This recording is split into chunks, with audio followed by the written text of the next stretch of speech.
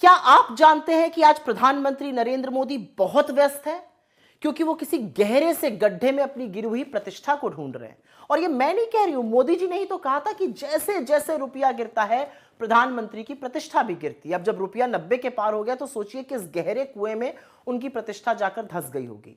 2014 में जब मोदी जी प्रधानमंत्री बने तो उनको रुपया डॉलर के मुकाबले 58 रुपीज 86 पैसा पर मिला था, जिसको उन्होंने 90 पार करा दिया। और अब लगता है कि शतक मनवा कर ही उनका दिल भरेगा। रुपए के गिरने के बहुत सारे कारण हैं, उसमें से विफल अर्थनीति और पूरी तरह से फेल विदेश नीति है। 3 बड़े कारण। विदेशी निवेशक लगातार पैसा बाहर खींच रहे हैं। 2025 में जो फॉरेन पोर्टफोलियो इन्वेस्टर्स हैं उन्होंने करीब करीब 2 लाख करोड़ यहां से निकाल लिया। अमेरिकी टैरिफ का हमारी अर्थव्यवस्था पर घातक प्रहार हुआ है। ट्रेड डील ना होने के कारण रुपया और कमजोर हुआ है।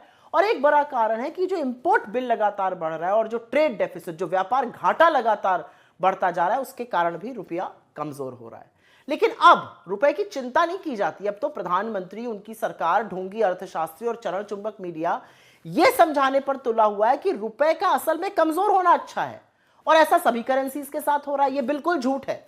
रुपया एशिया की सबसे वर्स्ट परफॉर्मिंग करेंसी है।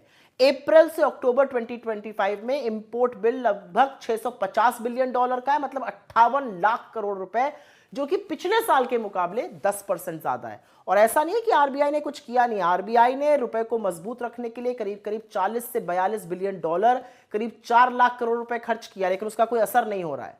पर अगर आपको लगता है कि रुपया कमजोर होगा और उसका असर आप पर नहीं पड़ेगा, तो सुनिए, रुपया कमजोर होने का मतलब है देश का इंपोर्ट बिल बढ़ेगा।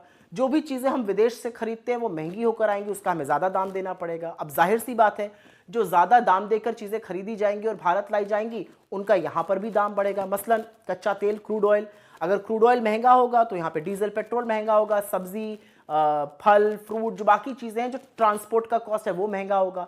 जब महंगाई बढ़ेगी तो आरबीआई इंटरेस्ट रेट बढ़ाएगा, मतलब आपके लोन की ईएमआई बढ़ेगी। और यही नहीं, विदेश में जाना, घूमना, रहना, खाना, पढ़ना, सब कुछ महंगा हो जाएगा। तो अगर आप इस मुगालते में हैं कि रुपया गिरता रहेगा और आप मस्त रहेंगे, तो एक बार बैठिए और सोचिए। रुपए के गिरने का फर्क मोदी जी को बिल्कुल ना पड़े, लेकिन आप पर जरूर पड़ेगा।